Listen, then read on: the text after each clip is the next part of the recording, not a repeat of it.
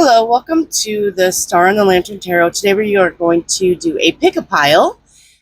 We have pile 1, we have pile 2, and we have pile 3.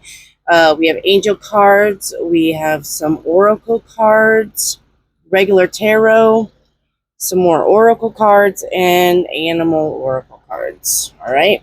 So if you are picking pile 1, this pile is for you. All right. So the first card out would be turtle. The turtle wisdom teaches us about walking our path in peace and sticking to it with determination and serenity. You may be encouraged to take a break in your busy life and look around or within you for more grounded, long-lasting solutions. So the turtle, the old saying, the rabbit and the turtle went in the race, but the turtle won because he was slow and steady, right? Slow and steady wins the race. So make sure that you don't hurry through anything if you are picking pile 1. This is a warning to take your time with stuff, all right, and don't rush through it. Next, you have containment cauldron. So, when I think of the cauldron, I think like we can add ingredients to make something special. Or containment is, something is holding something together. So, this may be a card to tell you to hold it together, contain yourself. Yeah. You may be finding that you're excited about something, which is fine, but something needs to be contained. This could be because see the fire underneath the cauldron. Maybe you are, getting hot under the collar. Maybe somebody's pissing you off, so maybe you need to contain your anger. But whatever this is, if you're making something special with all the stuff that you're bringing to the table, or somebody's making you mad, okay, make sure that you contain your emotions. For the tarot card, you got the Ace of Swords, and the Ace of Swords is the truth, having that truthful conversation, having that come to Jesus meeting that sometimes some people need, and that could be about that anger with that cauldron. But remember, this doesn't show it, but the original Rider Waite, the thumb is the only hand in the aces the thumb doesn't show, is the Ace of Swords, which means something is hidden. So there must, in the original Rider Waite, I'm going to stick with that, even though this doesn't show it, but the meaning is there is some kind of truth that you don't know about that you will find out about in time, but it's not known right now. But the sword, the Ace of Sword, is the beginning of a truth, a clarity, having truthful conversations, or just having a mental clarity about a situation. The next card, you have focus, which also kind of goes with that Ace of Swords. Make sure you're focused on your goals, okay? Don't let anything distract you at this time. Um, and focus. If you need to have that truthful conversation with somebody, make sure you focus on what's important, okay? I know sometimes when we have conversations with somebody, we go off on tangents, and then we lose the sight of why we were sitting down talking with somebody anyway. So make sure that you don't lose your focus in whatever that you're doing. And your angel card is victory. All right. So this is Archangel Sandalphon. Your prayers have been heard and answered. Have faith.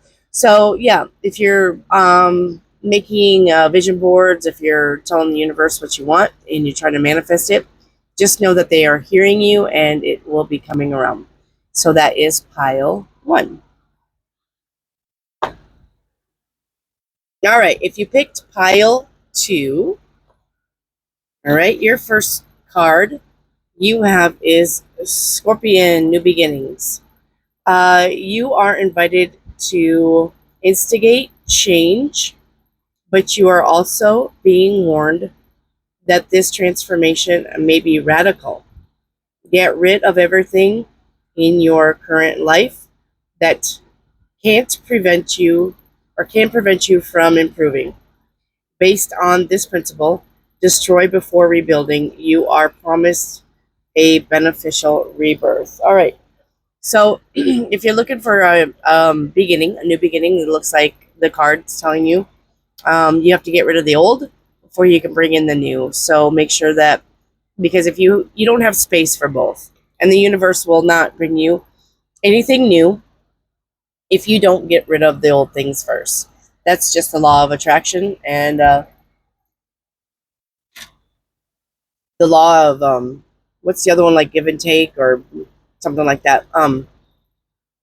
So make sure though that you are getting rid of the stuff that no longer serves you, so that you can make room for the new things that you're trying to bring in. Okay. All right. You have fulfillment. There you go. Chalice.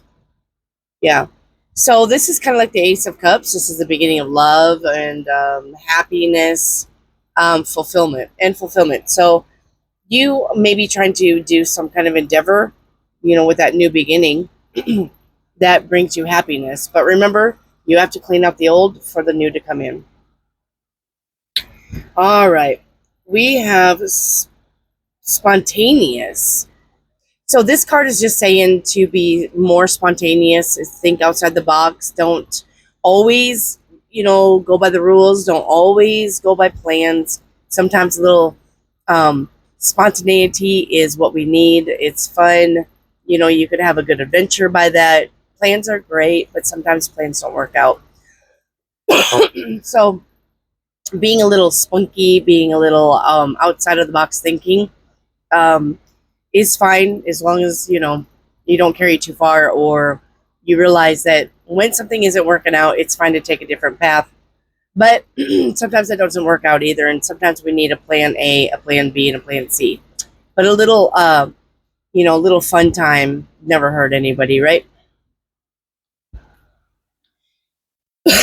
Your tarot card is the Three of Coins, Three of Pentacles. So this is collaboration, working together with something. If you're trying to start maybe a side hustle, this is getting together with like-minded people. Maybe you're trying to get some information on, you have this great idea, how to start it. This could be you at work getting a good job, a well done, you did a well done job. You're maybe getting a raise. You could be going back to school or honing in on a skill, and updating, a skill. So maybe you could get paid more, or like I said, collaborating and just working together with people on a certain project. But it looks like it is a job well done. And your angel card, you got moon cycles, and this says, notice how the moon affects your energy and manifestations, and capitalize upon these cycles. So there is such a thing as moon magic. If you guys are curious about that, just Google it. There's some good, there's some good stuff out there about moon magic, or collecting moon water, or stuff like that, for spells, if you're interested in something like that. So, but I always tell everybody that the moon is my best friend. I tell it all my secrets, and I can trust it. But I used to do candle magic with moon magic too, so I know it works. If you're interested in that, like I said, just Google it, or you can get on here and maybe leave me a message, and I can lead you in the right direction. But yeah, working with the moon is very easy, and like I said, if you are going to begin spell work, I would probably suggest doing that first. All right, if you are picking pile 3, your first card, animal, is the dog, loyalty. And it says, you may be feeling like those around you let you down, or are not doing their fair share of work. This comes as a reminder that loyalty exists, and you must not settle for anything less. You deserve better than mixed signals. So yeah, so The dog is like friends, like I said, a very important person in your life. The dog is your companion, but people are like companions too. And so if you see the red flags, don't ignore them, okay? Make sure that everybody is, pulling their fair share. And, you know, you don't have to do everything for everybody all the time because that's not fair. So make sure that if you find somebody is not helping or doing their fair share, then you know what, say adios and then go do your own thing, and you don't have to worry about it. But yeah, make sure you're paying attention to the red flags. All right, so you have concealment, cloak, something hidden. All right, and this could go with that dog very well. About somebody not doing their fair share. Make sure that you keep your head on a swivel. Make sure you're paying attention to red flags. Looks like something may be hidden out of your sight, and it may be by the universe or maybe by somebody else. But pay attention to signs, synchronicities. Pay attention to red flags. Um, if somebody isn't genuinely uh, interested, or you're catching like a little vibe that somebody isn't really true, or you're getting something that something is fake or false, make sure you listen to yourself, okay? Your gut is your best. Your gut is actually your first brain, and your brain is your second brain, so always listen to your gut. All right, so your tarot card is a 10 of coins. This is happy home life. This is stable, security, abundance, enjoying family, family vacations. This could be an inheritance, family money, old money, but just basically all around good family fun and laughter and happiness. This you have imagine. So make sure your imagination.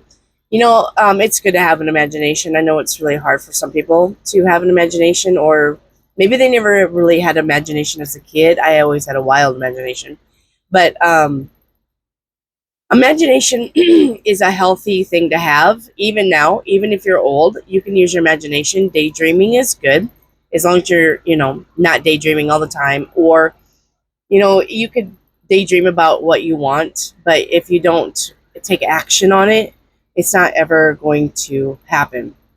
So use your imagination. All right. It's good. Be childlike in your imagination. Maybe build that tree house in the backyard, for those romantic starry nights. Maybe go on a trip to Disneyland, even if you don't have no kids, something like that. Imagination is a good thing. All right, and your angel message, creative writing. And creative writing also goes with imagination. I like to write little short stories. I do it all the time. My daughters do it all the time. It's a good outlet. And like I said, it gets that creative imagination spark. But creative writing says make time to write down your thoughts in a journal or pen an article or book. So, yeah, creative writing or journaling. You can buy shadow journals, if you want to do shadow work. They have all kinds of nice books now to, kind of like do a check in with emotions. But I keep a dream diary by my bed because my dreams are so vivid. So I do write. And like I said, I write stories because I like to write, and it's good, like I said, for the imagination, and it's a good outlet. And you don't have to be online. You don't have to have a phone in your hand all the time. If you get a laptop or something like that and just write, or write poetry. I like poetry too. All right, that's what I got for you for pile 3, and I hope this helps. I'll put the timestamps down below, but I appreciate you being here, and you guys have a good weekend. Bye for now.